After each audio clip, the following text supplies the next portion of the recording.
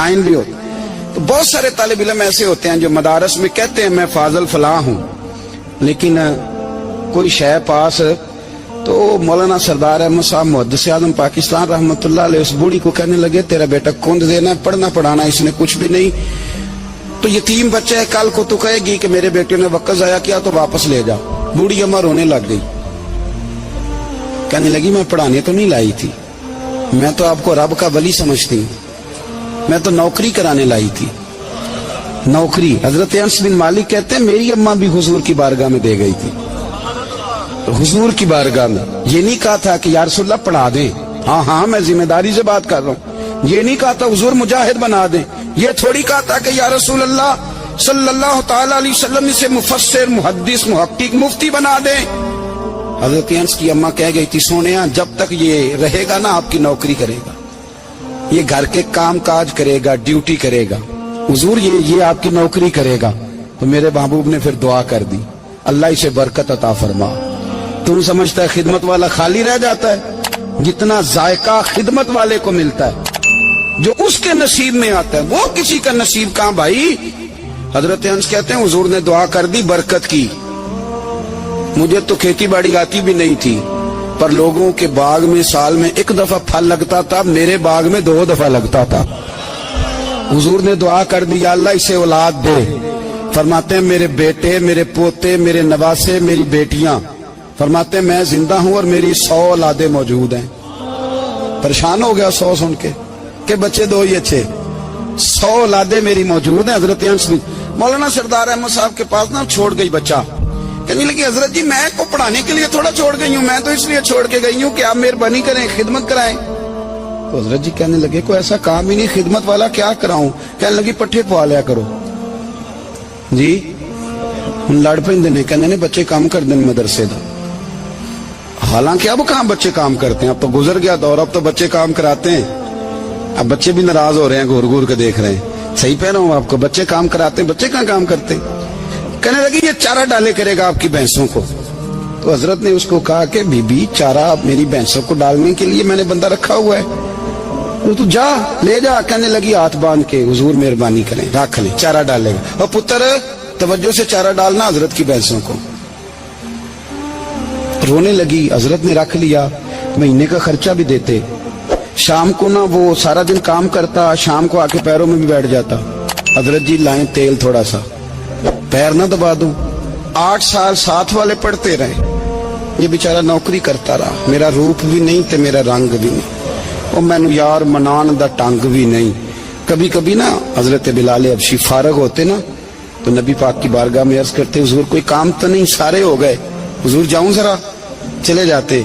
एक दिन सलमान फारसी कहने लगे या रसूलल्लाह ये बिलाल कहाँ जाता है।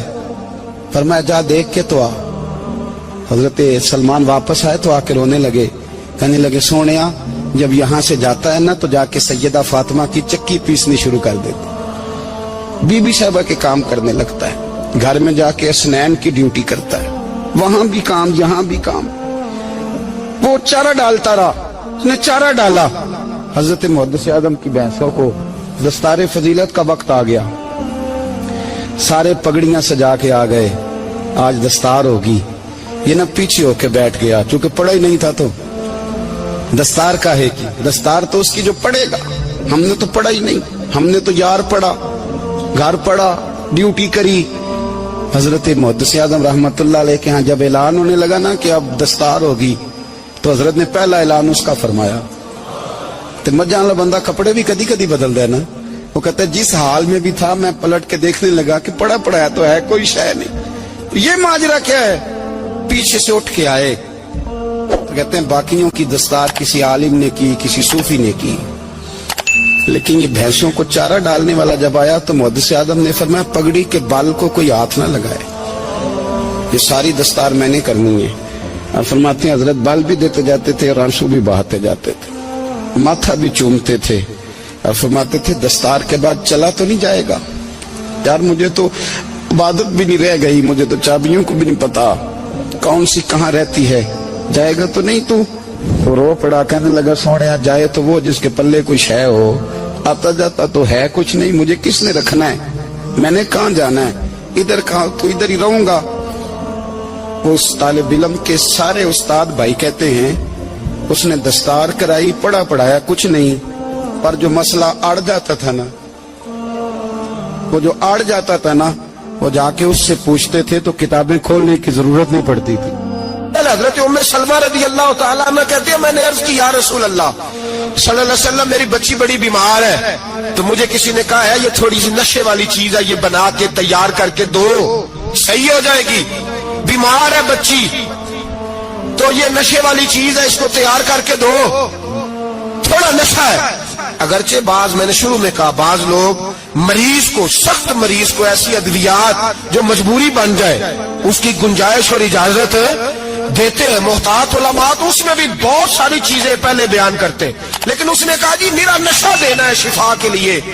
حضرت ام سلمہ کہتی ہے میرے نبی پاک نے میری طرف دیکھا، میری طرف، تو میں نے کہا یا رسول اللہ آپ کیا فرمانا چاہ رہے ہیں؟ تو نبی پاک نے فرمایا ام سلمہ کبھی ناپاک چیز میں بھی شفا ہوئی ہے، کبھی ناپاک چیز میں بھی، کبھی شراب اور خمر میں بھی شفا ہو سکتی ہے۔ شفا رب کریم نے رکھی ہے پر شہد کے اندر رکھی ہوئی ہے، شفا اللہ نے رکھی ہے قرآن مجید میں رکھی ہوئی ہے، تو اس میں بھی کبھی یہ حضور نے بیان کیا ہے کہ اس کے اندر شفا ہو سکتی، تو امت کتنی دلیری کرتی ہے جو یہ مشورے دیتی ہے کہ اس کے اندر نشہ ہے، شراب ہے، تو کھانسی چلی جائے گی تو فلانی بیماری چلی جائے گی۔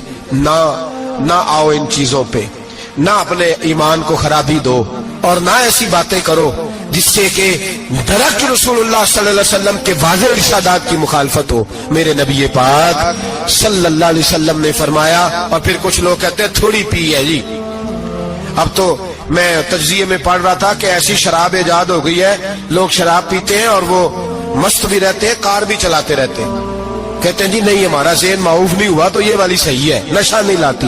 میرے نبی پاک صلی اللہ علیہ وسلم نے فرمایا جس چیز کی تھوڑی مقدار، زیادہ مقدار حرام ہے اس چیز کی تھوڑی مقدار بھی حرام ہے، جس کی زیادہ مقدار حرام ہے اس کی تھوڑی بھی، تو خمر اور شراب اگر فل پینا جائز نہیں تو تھوڑی پینا بھی جائز، یہ حرام ہے اور حرام تھی اور قیامت تک حرام ہی رہے گی۔ میرے نبی پاک صلی اللہ علیہ وسلم نے منع کیا اور حضور نے اظہار ناپسندیدگی فرمایا، اور میں 40 دن تو عبادت ہی قبول نہیں ہوتی شراب پینے والوں جب تک سچی توبہ نہ کرے۔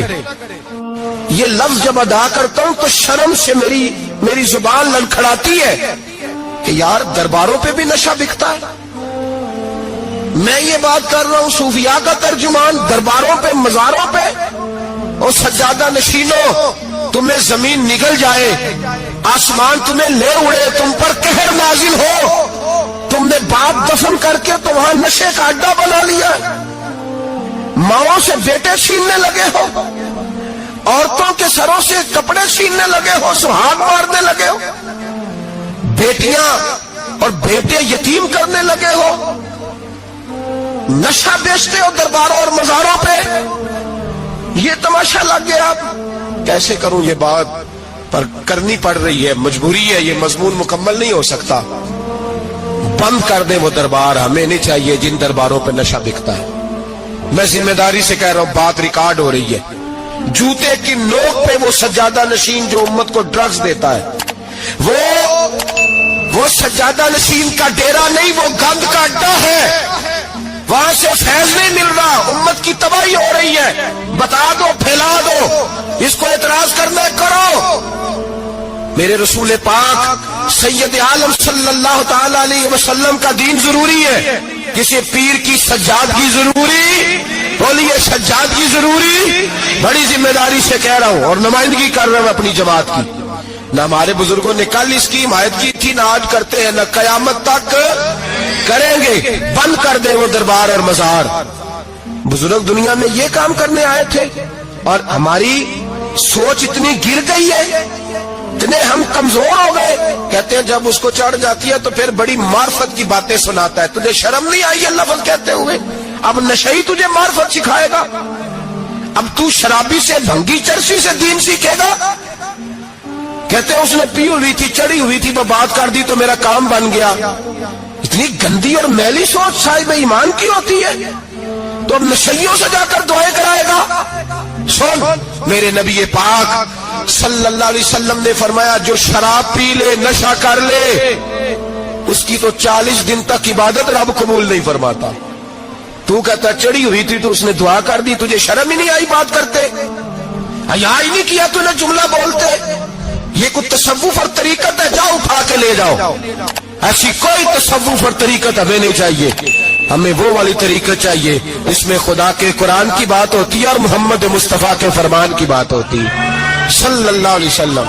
تو بھائی یاد رکھو یہ کوئی طریقہ نہیں. ایک مزار ہے, مجھے ایک صاحب کہنے لگے آ جائیں یہاں بھی فاتحہ پڑھیں. میں نے کہا یہاں کیا ہے؟ کہنے لگے تھے تو بابا جی نشہ بشا کرتے, پر اب سنا ہے لوگوں کی منتیں بڑی پوری ہوتی ہیں.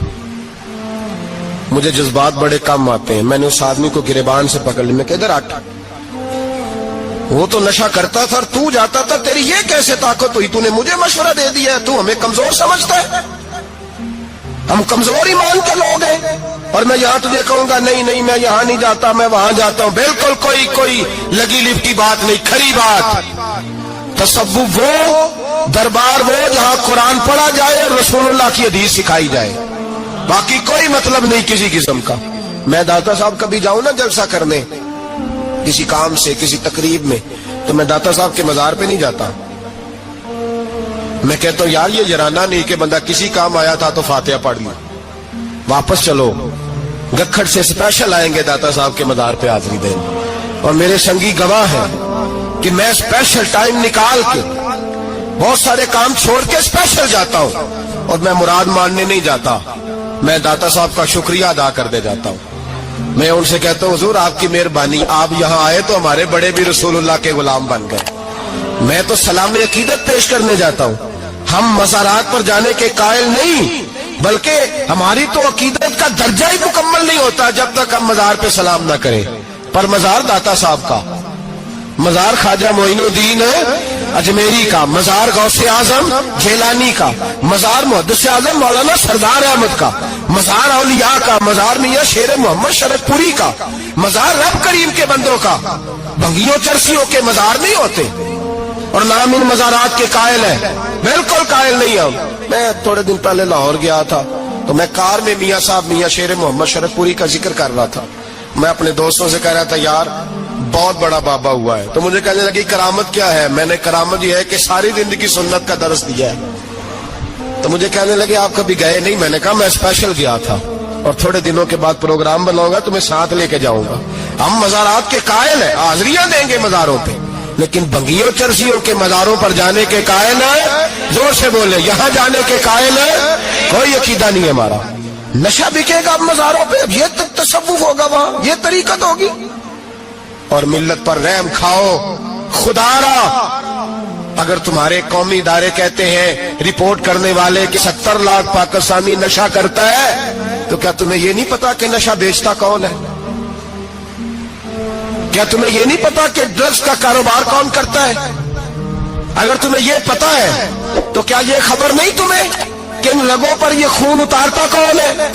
میں اپنے بزرگوں سے معذرت کے ساتھ, نشے کا آغاز, ناراض تو نہیں ہو جائیں گے بزرگ, نوجوانوں کو میں لتاڑ لیتا ہوں لیکن بزرگوں کی عزت کرنا سنت ہے. تو میں بزرگوں سے معذرت کے ساتھ, یہ یوں سمجھ لیے خوگرے حمد سے تھوڑا سا گلا بھی سن لے. نشہ سگریٹ سے شروع ہوتا ہے, سگریٹ سے. میں تمباکو کو حرام نہیں کہتا, یہ فتویٰ نہیں دے رہا. تمباکو کا حکم وہی ہے جو مولی کا ہے, جو کچے پیاز اور لہسن کا ہے, کہ آپ جب کھا لیتے ہیں تو منہ سے بدبو آتی ہے, تو آپ مسجد میں آئے تو آنے سے پہلے مسواک کریں, منہ صاف کریں, پھر آپ آ جائیں. تو جائز ہے, مکروہ ہے لیکن حرام ہے. لیکن تمباکو سے آگے جب حالات بڑھتے ہیں, تجزیہ نگاروں نے لکھا ہے کہ ہمارے پنجاب کے کچھ علاقوں میں اب سگریٹ سے نکال کے نا, پہلے بھی بھرتے تھے لوگ اس میں بڑا کچھ, اب پتہ ہے کہ نیا نشہ ایجاد کیا, اب اس کے اندر چسبی بھرتے ہیں اور چھپکلی کو مار کے سکھا کے خشک کر کے اس کو پیس کے وہ ساتھ نشے کے ملاتے ہیں, اور اس کا حال یہ ہوتا ہے کہ آدمی کو زیادہ نشہ ہوتا ہے, اور کہتے ہیں وہ اتنا گند ہے کہ وہ آدمی کسی کو دانت بھی لگائے گا تو وہ بندہ بھی بیمار ہو جائے گا. کیا یہاں لوگ اسپرٹ نہیں پیتے آپ کے ملک میں؟ اور ہم کبھی سڑک پہ جاتے ہیں تو نشئی کو دیکھ کے مذاق کرتے ہیں، دیکھنا میں ہارن لگاؤں گا تو گاڑی کے ہارن سے گر جائے گا، لیکن تجھے پتہ نہیں کہ یہ کسی ماں کا بیٹا ہے، پتہ نہیں کسی بیوی کا شوہر ہے۔ ایک ہمارے دوست ہیں، بزرگ ہیں، ان کا داماد فوت ہو گیا، نشہ کرتا تھا، تو میں تعزیت کرنے ان کے گھر پہنچا تو کھڑے ہو گئے ہاتھ باندھ کے، کہنے لگے حضرت صاحب باقی ساریاں گلاں چھڑ دیو، صرف نشے تے تقریر کریا کرو۔ وہ جب جیتا تھا تو تب بھی اس کے بچے یتیم ہی تھے، یتیم ہی تھے۔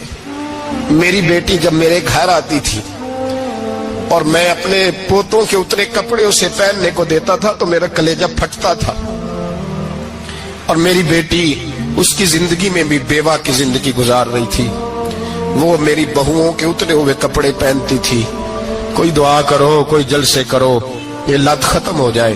اور کہنے لگا اب میرے وہ چلا تو گیا ہے، دادا دادی اس کے پہلے کوئی نہیں، چچا ہے کوئی نہیں، جب تک تو میں زندہ ہوں ان نواسوں کو کوئی روٹی کا لقمہ، کوئی کپڑا مل جائے گا، لیکن سوچتا ہوں میں بوڑھا ہوں، مر گیا تو ان کو کوئی پوچھے گا بھی نہیں، کون ان کی خبر۔ اتنا ظلم اس قوم سے، اتنی زیادتی، اور آرام سے لکھ کر لوگ گزر گئے کہ یہ 70 لاکھ ہے، ان کا درد تو سمجھو، تکلیف تو سمجھو۔ 7 فٹ کا سونا جوان اور نشے کا عادی ہے تو کسی نالی میں پڑا ہوا ہے۔ اور میں نے کہا اس قوم کے ساتھ اس سے بڑا بھیانک مذاق کیا ہوگا۔ کوئی دانشور تھا بڑا ظالم، اس ظالم سے کوئی مشورہ لینے آیا، اس نے آ کے کہا تو بڑا ظالم ہے، بڑے کڑوے مشورے دیتا ہے، میرا ایک دشمن ہے، میں اس سے بدلہ لینا چاہتا ہوں، میرا دل کرتا ہے اس کا بچہ قتل کر دوں تاکہ وہ تڑپے۔ تو ظالم نے کہا اسے قتل نہ کر، وہ تو اس کا باپ 2-4 مہینے رو کے چپ کر جائے گا، پھر میں سخت سزا دینا چاہتا ہوں، مشورہ دے۔ تو اس نے کہا اس کے بچے کو نشے پہ لگا دے، جس کا بچہ نشہ کرے گا وہ باپ روز مرے گا، روز جیے گا، وہ ماں روز مرے جیے گی، نشے پہ لگا دے۔ اس قوم کے ساتھ سب سے بڑا ظلم یہ ہوا کہ ملت کا جوان نشے پہ لگ گیا، ڈرگز پہ لگ گیا، اتنے تباہ حالات ہوئے کہ جوان چڑھتی جوانیاں۔ اماں نے کتاب دے کے بھیجا تھا اور کالج سے واپس آئے تو نشے کے ٹیکے ہاتھوں میں پکڑے ہوئے، ٹیکے۔ اور آپ کے اس ملک کے اسلام آباد میں ایک دن میڈیا نے وہ خبر بھی وائرل کی اور وہ چیز بھی دکھائی لوگوں کو، 3 مہینے کا بچہ لے کے نشئی سڑک پہ آ گیا، اس نے کہا میرا نشہ ختم ہو گیا، میرا بچہ خرید لو، 2 پڑیاں دے دو۔ تو وہاں بیبیاں جو سن رہی تھی وہ بھی چیخے مار کے رو رہی تھی۔ یہ ظلم کیا اس قوم کے ساتھ، اور کرپشن کی لعنت نے اجازت دی سپلائی کرنے والوں کو کہ گلی گلی بھیجے، گلی گلی۔ انہوں نے کچھ تھوڑا ظلم نہیں کیا ان حکمرانوں نے، اور ہماری اپوزیشن اس کو نہ صرف اتنا پتا ہے کہ یہ جائیں اور ہم آئیں، اس سے زیادہ کوئی غرض نہیں۔ بھائی کرپشن کے خلاف نکلو، اور تم نشے کے خلاف کس دن نکلو گے؟ جوئے کے خلاف کس دن؟ قوم تو مر رہی ہے نشے سے، اس کے خلاف میدان میں کب آؤ گے؟ صرف اتنا ہے کہ یہ جائیں اور ہماری باری آئے، اس سے زیادہ کچھ نہیں۔ جتنے مجرم وہ ہے اتنے ہی تم بنتے جا۔ سویرے سویرے نا میری والدہ، آپ کو پتہ ہے دیہاتوں میں سامنے بھینسیں رکھی ہوتی تھی، تو اماں جی یعنی وہ سویرے اٹھ کے دودھ رڑک کے اور پھر وہ جب مصلی بچھاتی تھی تب میں سمجھتا تھا کہ یہ تکلفات ہیں، چونکہ جب بندہ پڑھ دیتا ہے نا پھر اسے گنجائشوں کا بھی پتہ چل جاتا ہے۔ میں سمجھتا تھا یہ تکلفات ہیں کہ وہ پہلے کپڑا بچھاتی، مصلی بچھاتی، پھر پیالے میں پانی لا کے پاس رکھتی، پھر وہ جناب اس پہ پڑھنا شروع کرتی، پھر وہ ریل، اور پھر ریل کے یہ جو حافظ ہوتے ہیں نا ہمارے، یہ پھر زیادہ نہیں چومتے قرآن پاک کو، ان کے پاس ہوتا ہے نا ہر وقت، لیکن وہ پرانے بندے وہ شنیل کا غلاف، پھر اسے کھولنا، پھر اسے چومنا، پھر سینے سے لگانا، یہ ساری چیزیں ان کے پیش نظر رہتی۔ اماں جی نا وہ نماز پڑھ کے قرآن پاک کے کوئی 2-1 رکوع پڑھ کے پھر آواز دیتی، وہ تسی اجے بھی ستے ہو، میں دودھ بھی رڑک لیا، نماز بھی پڑھ لی، سبق بھی پڑھ لیا، اٹھ جاؤ نا، اب تو ٹائم تھوڑا رہ گیا نماز کا۔ یہ آپ یقین کریں، میرے سے بزرگ ناراض نہ ہو جائیں، لیکن بچوں کو نماز کی تقریر نہ سناؤ کہ پتر نماز پڑھنی چاہیے، نہ تقریر نہ سناؤ. تقریریں باہر چلتی ہیں, گھر میں نہیں چلتی. گھر میں عمل چلتا ہے. بچوں کے سامنے نماز پڑھو, بچوں کے سامنے قرآن پاک پڑھو. اپنی اولاد کو عادی کرو کتاب و سنت کا. سارا دن گپیں, سارا دن باتیں, گھر میں بھی تبصرے, ٹیلی فون پہ گپ شپ. اس نے تو نفسیاتی کمزوری پیدا کر دی ہے قوم. اپنے گھر کے اندر چلن پیدا کریں قرآن پاک, قرآن پاک سے پیار ہو. وہ ایک دفعہ نا یہ ضلع شیخوپورہ کے کسی گاؤں میں ایک آڑتی تھا, یہ منڈی میں آڑت, کو پرانی بات ہے پاکستان بننے سے پہلے کی. وہ سادہ سا بندہ تھا, داڑھی رکھی تھی, 5 وقت نماز پڑھتا تھا. تو فوت ہو گیا, آڑت کرتا تھا تو اس کی قبر سے خوشبو آنے لگ گئی. تے کدی کسی پیر دی قبر چوندی تو پھر کوئی منڈیاں نے بٹت کرنی سی پیراں دیاں نے, پھر تو کمال ہو جانا تھا. اللہ خیر فرمائے, الا ماشاءاللہ. پھر کوئی کہانی, کوئی کرامت ادھر ادھر سے جوڑ جاڑ کے بھی لوگ بنا لیتے. لیکن وہ سادہ آدمی تھا, قبر سے خوشبو آنے لگ گئی, شور پڑ گیا, لوگ جمع ہو گئے. بندے نا آہستہ آہستہ وہ عدت ختم ہوئی تو اس کی خاتون سے کہنے لگے کہ مثلا انگوٹھا چھاپ بندہ تھا, سائن بھی نہیں کرنے آتے, قبر سے خوشبو, آخر کوئی تو عمل ہوگا. کہنے لگی اسے نا قرآن پاک سے بڑا پیار تھا, پڑھا ہوا نہیں تھا, تو ہر روز وضو کر کے نا دن میں 2 وقت قرآن پاک کھولتا اور پھر اس پہ لائنوں پہ انگلیاں رکھ رکھ کے چلاتا, رو کے کہتا مالکا غلطی ہو گئی ہے, میں نے پڑھنا چاہیے سی. اللہ تو جو بھی آکھے ہے سچی آکھے ہے, تیرا کلام بڑا سچا ہے, مالک تو بڑا کریم ہے, تو میرے واسطے خیر دیاں گلاں کی. کہتے وہ قرآن پاک سے بڑا پیار کرتا تھا, بیماری, تندرستی, سفر, حضر, قرآن سے بڑا پیار کیا. لوگ سمجھ گئے یہی تو وجہ ہے کہ قبر کی مٹی سے بھی خوشبو آ رہی ہے. اچھا, میں بعض جگہوں پہ مجھے زندگی میں ایسے بھی تجربات ہوئے کہ یار یہ اللہ کی کتاب ہے. میں جہاز میں بیٹھا تھا تو موبائل پہ میں نے قرآن شریف کھول لیا. میں نے کہا چلو اتنی دیر کی فلائٹ ہے, کچھ پڑھتے ہیں. تو ایک میرے دل میں بدگمانی آئی. کبھی کبھی پگڑی ڈالی والا بندہ میری طرح, اللہ معاف کرے, سمجھ لیتا ہے نا نیک بھی میں ہی ہوں, یہ بھی کبھی کبھی بدگمانی آ جاتی. میں وہ تلاوت کر رہا تھا تو میرے دل میں خیال آیا یار دیکھو سارے لوگ کانوں میں ٹوٹیاں لگائی ہیں, گپیں لگا رہے ہیں, قرآن پاک پڑھ لینا چاہیے تھا. تو ایک نوجوان, اس نے نا بال پیچھے یہاں ربڑ ڈالی ہوئی عورتوں کی طرح, پینٹ شرٹ بڑی ڈاڑھی, اور بڑا جدید فیشن کا اس کا سٹائل. تو میرے ساتھ جو سیٹیں تھیں ان پہ وہ بیٹھ گیا, اور پھر اس نے فائلوں کے اندر سے سورت یاسین نکال لی. اور جب اس کو میں نے تلاوت کرتے دیکھا نا تو میں نے دل میں معافی بھی مانگی اللہ سے. اور میرے دل میں یہ بھی خیال آیا کہ یہ اللہ کا قرآن ہے, مولوی, وہ قاری صاحب, حافظ صاحب, وہ فلان صاحب, اپنے جیسے لوگوں سے, نیک لوگوں کی بات نہیں کر رہا. وہ تو نہ پڑھے تو کیا سمجھتا ہے, کوئی پڑھتا ہی نہیں. یہ تو اللہ کا قرآن ہے, یہ پڑھا جاتا تھا, پڑھا جاتا ہے, اور قیامت کے بعد بھی پڑھا جاتا رہے گا. پتہ نہیں اللہ نے, یعنی اگر میں اور آپ نہیں پڑھیں گے تو یہ محتاج نہیں.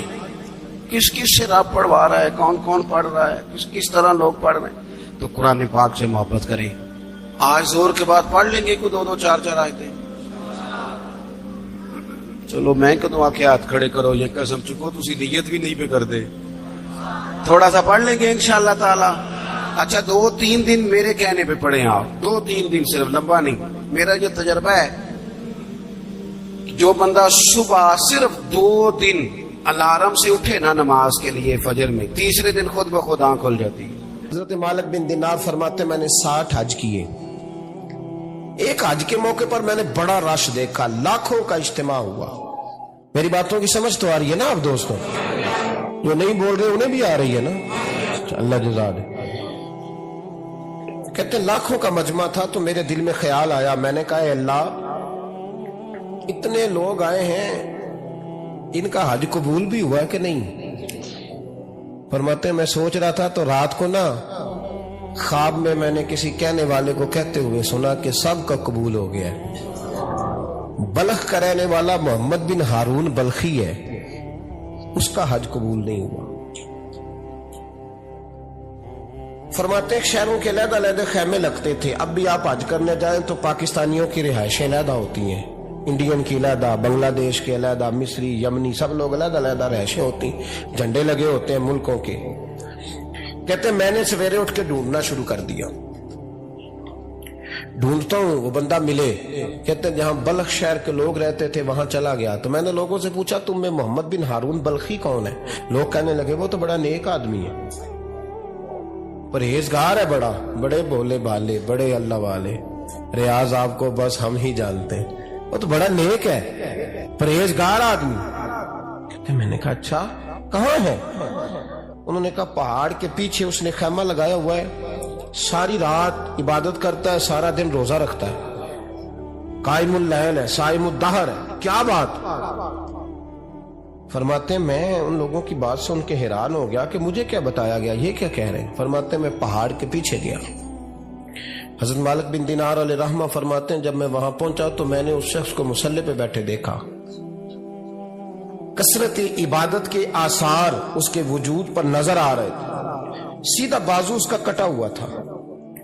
फरमाते 2 रकते मुकम्मल करके ना मैंने उससे अस्सलाम वालेकुम कहा तो मुझे कहने लगा वालेकुम अस्सलाम, आप मालिक बिन दिनार हैं? मैंने कहा बड़ी इसकी फिरासत है। फरमाते फिर उसने ठंडी सांस ली, कहने लगा आपको ख्वाब आई होगी कि मेरा हज कबूल नहीं हुआ।